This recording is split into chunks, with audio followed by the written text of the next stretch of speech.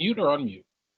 It's unmute, David, and we are live, hopefully, and David is going to give me a thumbs up that we are live. I always press the button at the wrong time. Good afternoon and good morning, everyone. This is Poly Weekly News for May the 18th. I am your host, Neil Fluister, and we've got, I say this every week, but we've got a packed show lined up with some amazing guests I've lined up for you. We're going to be talking about Back to the Future. Everyone's talking about new norm and, all that kind of stuff, but we wanted to talk about how do we get people back to the future of work, because it's not going to be normal, it's going to be something new, I'm sure, with what's been going on. So with that, we're going to fire up the flux capacitor, and I'm going to get everybody ready, and so grab your coffee and we'll get into this. So let's check out the green room with who I've got here this week for us. The guy in the middle, I think everyone knows, becoming a regular now, Mr. David Danto. He has his flux capacitor ready with 1.21 gigawatts of power on standby and ready to go. But on the left of your screen, we have someone not from Poly. We have Nick McQuire from CCS Insight. He's in the UK with me, the best place to be. It's sunny today, beautiful blue sky for us here. And then we have Vince Griffin on the right-hand side. Vince is in Atlanta, Georgia, which I'm told is home of the Braves. I guess, Braves fan, David, or not? Baseball fan. I'm waiting for it to come back. Okay, cool. All right. So that's who we've got lined up for today. And just for you guys, this is weekly. We do this every Monday, 3 p.m. UK, 4 p.m. European. If you are new here, please hit that subscribe button and that bell icon so that you don't miss out and you can join us here. New guests, new topics every week. This week, as I mentioned, we have someone outside of Poly joining us from an analyst. I wanted to get a view from the outside world of what's going on, because sometimes we can have a bit of a tunnel visioned approach of what we hear. And I really wanted to get us and you out there, our viewers, a view of what's going on in the field. So I'm joined this afternoon by Nick McGuire, who is Senior Vice President for the Enterprise Research at CCS Insight. So good afternoon, Nick. Good afternoon, Neil. So just for the viewers who may not know CCS Insight and what you do and who you are, can you give us a quick, who are you for those people and what you guys do? Yeah, so CCS Insight, we're a boutique digital research and advisory business. We work with a large number of companies in the tech industry and outside of the tech industry on a whole host of areas in the IT domain. I lead the enterprise research. We also have a practice that covers a whole host of consumer topics as well. And in that enterprise stream, we cover a number of different dimensions: future of work, future of development, cloud, artificial intelligence, the whole bit. So really very much happy to be here, and thanks for having us on. Nice. So what are you hearing when you're talking to customers out there? What are the kind of topics? Obviously, we've kind of all evacuated the offices to home base, grabbed a headset and a camera and a laptop on the way, and have been muddling through. Clearly, as we go into the back to the future, for want of a better term, what do we see? There's going to be this kind of in-between stage, and then obviously, where we go to. What are you guys seeing out there in the field from the customers that you talk to? Yeah, obviously it's an ongoing discussion with companies all over the world, and clearly what we've seen over the last couple of months is companies going through what we call this kind of rapid response period, where they're responding very quickly to the situation, and as a consequence have had to, obviously, as we know, move a massive chunk, in fact in many respects all of their workforce to home working, and deal with a whole host of topics and issues in and around that. And I think for a lot of companies, they're still kind of going through a lot of those challenges, getting devices out to remote workers, making sure infrastructure is optimized, basically running their business in a remote-centric way. And that's obviously, to your point, we've seen a lot of investment in devices, in equipment like from Poly and others. We've seen a lot of focus on, how can VPNs and the networks kind of scale to adapt to this as well. But I think what we're starting to see is companies starting to look a little bit further down the line now and starting to work out, okay, well, what is going to be key in this next phase, or indeed looking at kind of a roadmap to where the direction of travel is going to take us, possibly even to a point where we've got some form of vaccine that can actually contemplate bringing people back to the office in the same way that we've previously had. And then trying to better understand what are the steps to kind of get us there, and the decision making around that. In addition to that, we also have quite a change to the macroeconomic climate as well, which companies are going to have to navigate as well. So what we're trying to respond to is to help companies kind of think through that roadmap, if you like, and kind of share insight as to what companies are thinking about, what policy directions are they going to take this kind of future office scenario, and then what are the technical considerations to align to that. A couple of points there I wanted to just sort of drill into. So you obviously were talking about sort of VPNs and the network, and I know obviously a lot of customers had plans to go to a cloud-based solutions, either it be Microsoft Teams or Zoom or one of the other cloud scenarios. Have you guys seen an acceleration in that move because of what's going on, rather than people throwing more bandwidth into an on-premise solution internally? Exactly. Yeah, we've absolutely seen that. We've seen quite a remarkable shift to the cloud and a lot of the remote working and collaboration tools based in and around the cloud. And obviously, you've seen the numbers from the various different meeting platforms and video platforms that are out there. In addition to some of the adjacent technology domains around kind of video and meeting, whether that's Slack and chat and messaging and so forth.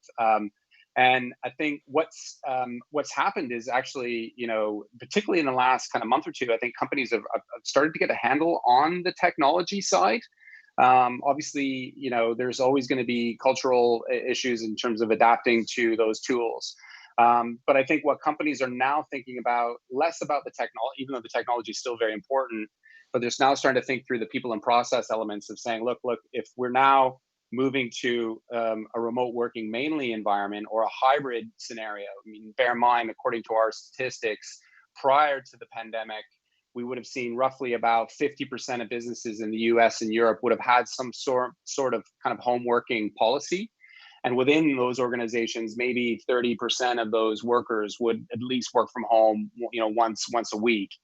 What we're now starting to see, of course, is demand for the flip of that, where even if employees are wanting to go back to the office, they're actually saying, we want to work from home mainly, and maybe go into the office, maybe once or twice a week as a result of that. So I think companies are now, yes, thinking through the technology, but also trying to figure out what are the people in process, what are the kind of rules of the road for their organization, with that environment kind of flip from where we were previous to the pandemic.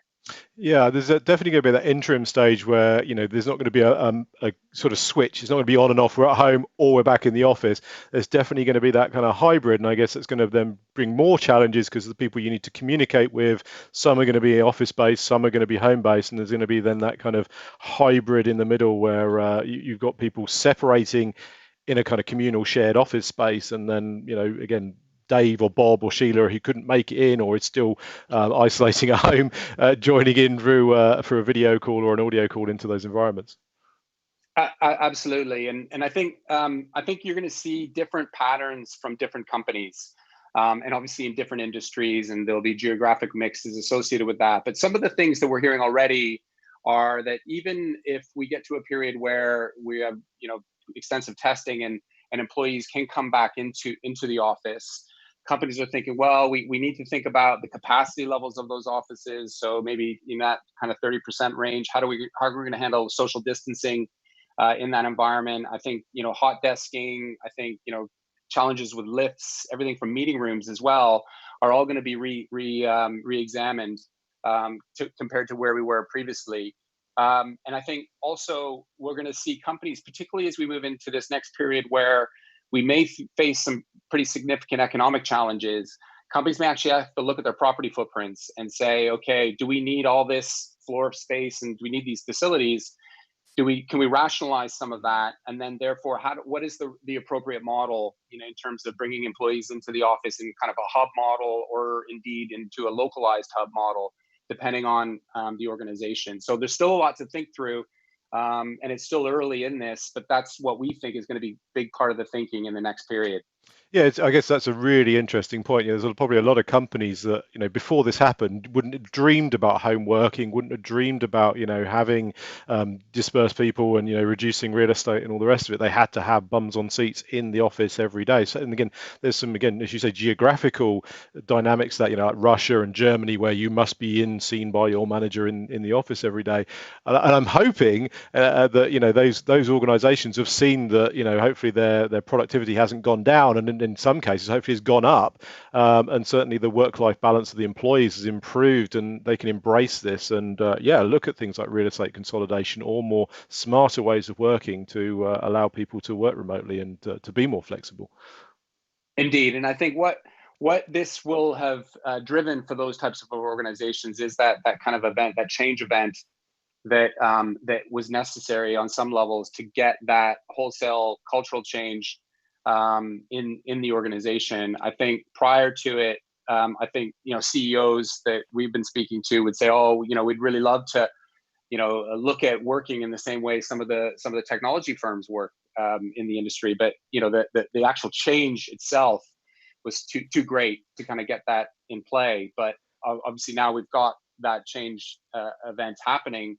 I think it'll be very difficult for companies, even for the foreseeable future, to go back to a model that was very much in play prior. And so it'll be, I think, as I say, I think the challenge will be for companies to kind of work out that right hybrid model, and also deal with the people and process elements associated with that. Because as we know that, there are cases where, companies have to now start to consider a little bit more effectively, the well-being of employees that are now working from home significantly, whereas in the past that wasn't necessarily high on the agenda for organizations. So. What do you think about travel? I mean, actual kind of international travel and things like that. I mean, again, there's this whole international business tourism kind of industry of people going to seminars and trade shows or going to other offices. Exactly. Do you think that's going to come back as again as strong as it was before? Do you think there's going to be a growth in the video area and the conferencing area in this space? It's a question that we as an organization are trying to tackle daily. I think and obviously we're good examples of this. I mean, I'm probably on the road to the West Coast, or at least to the US, 8 or 9 times a year on average, tracking tech events and going to see our clients, and that's just going to the US. So and obviously we're not doing that anymore. I think part of what we will see is that, first of all, at least until 2021, we're not going to see these types of events happening. And that's, more or less a lot of the big technology firms are kind of putting the stake in the ground first on that and making that as part of their strategy. And what that will do in the meantime is give them the experience of running digital and virtual engagements and events and learning through that process. The flip side of the challenge of not having face-to-face contact is that you can hit scale, right? So you can get many more people attending your event digitally than you could face-to-face. So if companies can get that model in play and it becomes attractive to them, I think it's going to be quite difficult for us to go wholesale back to large-scale business travel and business events. I think there will come a time when we will be back, and doing more of those, but I think they'll be probably a little bit more limited than what we've seen in the past. And obviously, companies are going to obviously gain some good advantage in running the digital events. It's so much cheaper, and they can reach a large number of users. So we'll see how it plays out. But I do think that we're not going to go back to the level that we've seen, at least for the next couple of years. Right.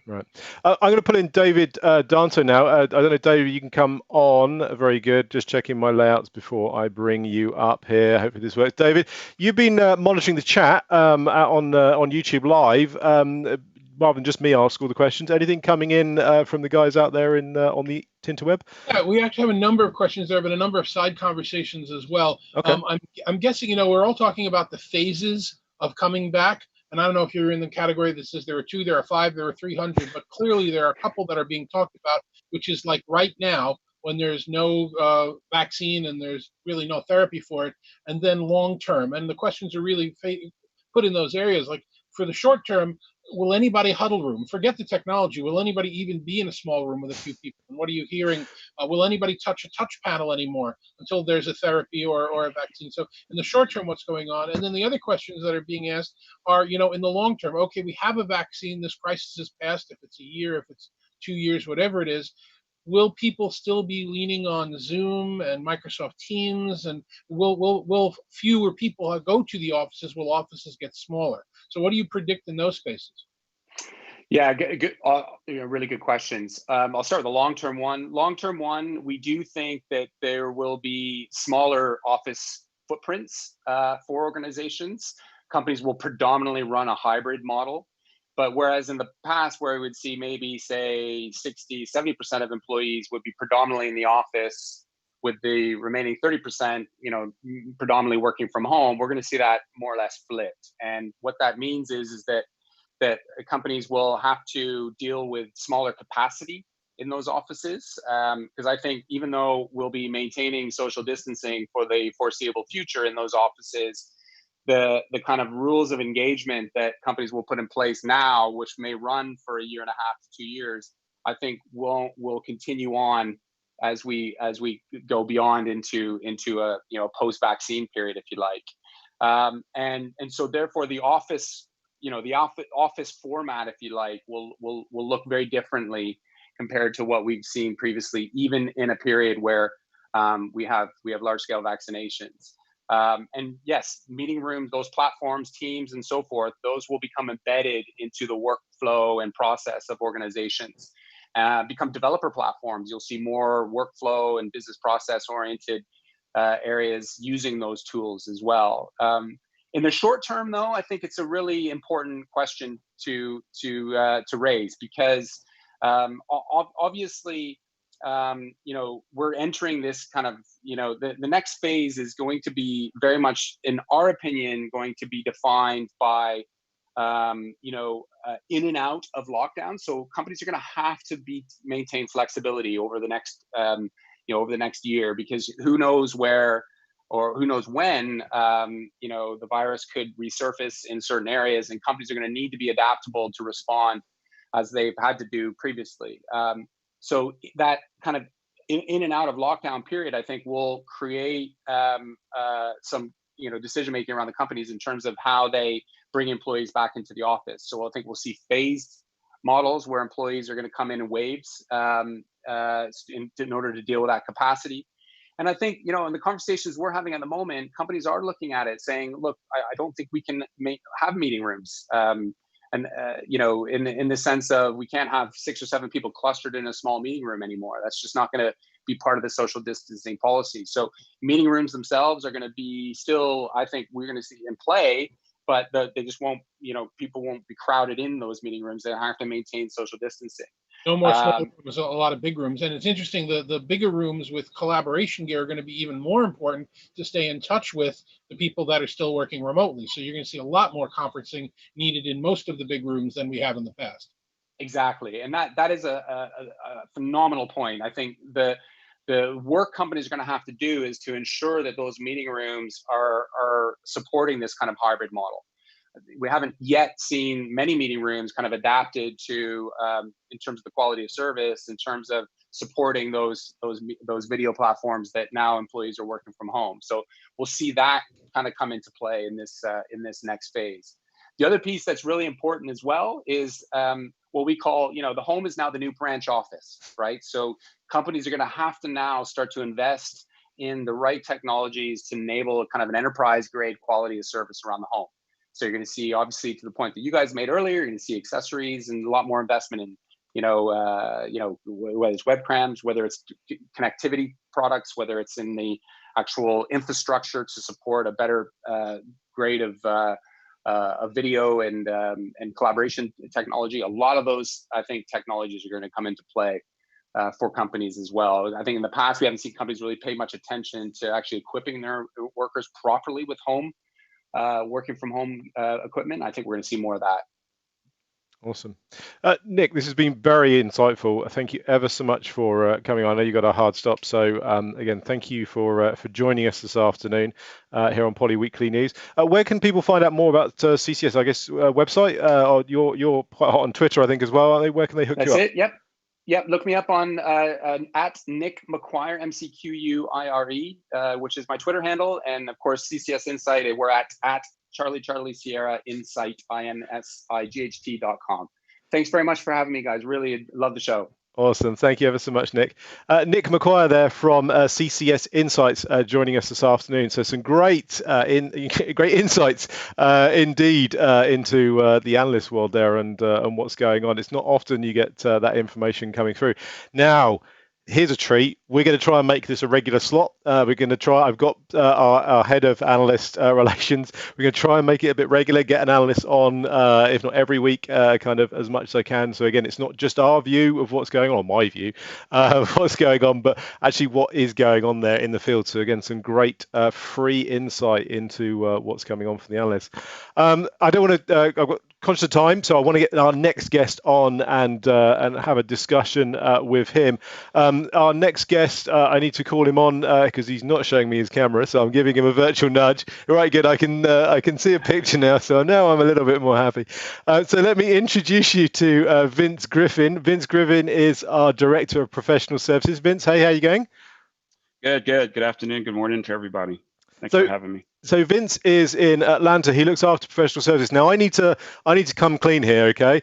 I'm a product guy, okay? Product management, I eat, sleep, dream products, okay? That's what I get. When it comes to anyone asks me about services, I have to kind of be a bit slopey shoulders because my head is full of all the products that we have, and we have an amazing professional service. So this is education as it is for you guys out there as it is for me. So Vince, tell me a little bit about Poly Professional Services, because again, I need a refresher and some training on this stuff too.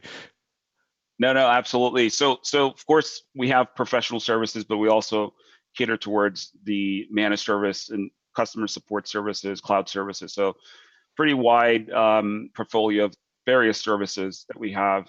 Specific for professional services, obviously we cover most of our ecosystem integration and deployments and interops. We have services that help our customers directly. We also work through partners regards to helping them deliver services to their customer base. So it's really wide across the different ecosystems, i.e. Microsoft Zoom, the Poly Cloud services, and various of our endpoints and newer technology that we have. No, and we've heard obviously from Nick there about kind of what's going on as customers need to go back to the future of work, and again where they are today, where they're going to be in the middle, and then where they're going to get to. What can we do as Poly with regards to our services to kind of help them out through there, rather than just selling them a bunch of webcams and headsets? We also have some services I think that can really help them and educate them around this stuff. Yeah, absolutely. So similar to what David propped up and Nick spoke to, it's responded to the now, obviously the near term, and then obviously the far, which would be the future. So what we've done is obviously over the last 9 to 10 weeks, we've been obviously worked quite a bit with our customer base, existing customers, new customers, and helping them to be able to come up with ways to continue working, right? So a lot of our services that we do, and what we actually did in order to help our customers, our existing customers, is we've propped a new initiative that we have, and we've launched it, which is helping customers to be able to, with consultation. So basically it's a free 20-minute consultation where we help customers with video etiquette, remote work and best practices. It is not a sales call. It's really about 20-minute call with the individual customer or the organization or leader to help them through various aspects that we feel will help them propel into the work from home scenario. So again, that's the now, and obviously we do that in different languages: Portuguese, German, French, and English, of course. So that's available globally. So and we have a website that we can share at the end. I was going to ask, because obviously I know everyone speaks US English. We obviously speak the Queen's English over here, but again, so what were so we've got German, Portuguese, Spanish in there that we can cover this in. So it's not just a UK US English specific service. It is obviously a global service. I'm sure there's an Asia Pac for anyone who's watching this over in APJ. I'm sure we've got a similar language-based services for this, and obviously people are still working from home at the moment. We're talking about a service to get them back in the. Do we have to send people to offices? Do we have to wait for them to get back into the office before we can do this kind of stuff? Or no. I mean, we've as an organization, as Poly, we've obviously worked in a kind of a work from home style, but we also have folks and management, employee, and staff that work in offices. So we're a replica of what most customers or an organization are dealing with, but obviously to the extreme, which is everyone's working from home, right? So what we've done is obviously our technology and collaboration solutions that we support, what our devices support, provide and afford the ability for us to help customers as they are now. So as you've propped up here, Neil, the UC Health Check service. So these are for customers that have, again, whether they have Zoom solutions or Microsoft Teams solutions or even Poly Cloud services or platform solutions. We help them enable their remote workforce, right, to be able to connect when they're at home. Specific devices that are now moved to home from the office, we also help them to continue to, frankly, have a continuous collaboration experience across. So there's no lag time in between their ability to connect and collaborate with what they would normally do in the office, but being able to enable that for home. So again, that's the UC Health Check service. We obviously also do a headset readiness service that, again, a lot of customers, a lot of organizations are outfitting their remote workers that are now either they were permanently working from home or now working from home with headsets. So we also offer some best practices and consulting around headsets as well. And obviously the network, right? The network is a key piece in ensuring that they have obviously the high quality experience. We've worked with a lot of customers over the last several weeks with helping to get their network ready, right? And it could be as simple as the specific router needing to update firmware, to it could be specifically in scenarios where you want to be on wired versus wireless, right? So it all depends on the scenario, but obviously we will help IT organizations to help enable their remote home-based employees and staff continue to work effectively. And what are the resources that we've got there to help people? Yeah, so obviously on poly.com we have quite a bit of information around not only just the products that can help and the solutions that can help, but obviously guides and different informational things that can help you, whether it's how to manage a remote staff, or it could be how do you enable simple things on your network or things, right? So those are best practices. We obviously have beyond our 20-minute consultant. We obviously can help customers beyond that 20-minute, right, with specific consultation or design or implementation type of discussions, right? But the goal is we're here to help, whether it's through our free consultant service engagement, or it could be a more project-based engagement. But our goal is to help our customers continue to work, as well as with people moving to Teams, people moving to Zoom, people moving to different collaboration platforms, outfit in whatever device, whatever peripheral, whatever they have to make sure it works, right? And one more note, I mean, if I think about, you talk about Back to the Future, if I think back to 25 years ago, where we are now compared to where we were, it's, I mean, light years, right? We're not, back then we were doing dial-up, right? We're dial-in. You can't imagine doing this kind of stuff because you're on a modem. Exactly. So we feel like we're here to help, of course, and through the now, the near, and the future, we'll help, and like, Nick was mentioned around the design around the rooms, right? I mean, there's going to be specific density reduction, right? How many people can be at the office at one given time, the geometry around it, how things are placed from a desk space in the type of desk, huddle rooms. It may be an individual that's in that huddle room as opposed to, multiple people in that huddle room, right? So, and it's just about the division of space and adhering to all of the health and safety requirements, right, in regards to that. Awesome. I'm going to pull in, I'm going to go and see if we can shout out Mr. Danto if he's there, see if there's any questions coming in on the chat around this while I wait for him to come up. Always worry when I hit the buttons and hope. There he is. I'm here. I'm not panicking at all. I wouldn't miss it for the world. The only questions that we've had come in, people are excited about the idea of getting that advice for 20 minutes. They wanted to get a more specific list of how do you reach out and what are the languages. Someone asked, is it available in Spanish? I'm sure the answer to most questions are yes, but what should they do to follow up to get that? Yeah, no, absolutely. We can share the link. It's a direct link where you just fill out a form. There's specific topics that we cover around best practices. It covers all of our time zone because we're a global delivery service. So we provide consultants on the opposite end of that to help in different languages. Again, Portuguese, German, French, obviously different languages. We have them listed there. Just all you have to do is just basically fill out the form. There's a couple of drop-down boxes that you select your time zone, your language, your region, and we'll have someone call you back within a couple of days. That's great. That's great. Mm-hmm. Awesome. Shout out to a couple of people. So I know Nick Rosser in the team. Nick's just started his own YouTube channel as well. So we've got competition. Nick did an amazing video on working from home. So if you haven't checked him out, do look out Nick Rosser's channel. He's done a couple of videos now. So it's a great one about working from home. So do check out Nick's channels. There's a couple of us budding YouTubers here at Poly. So Nick's done a great job on that. I think we need to probably get some more details around services in the future. Again, I need educating on services for sure because I'm definitely a product guy.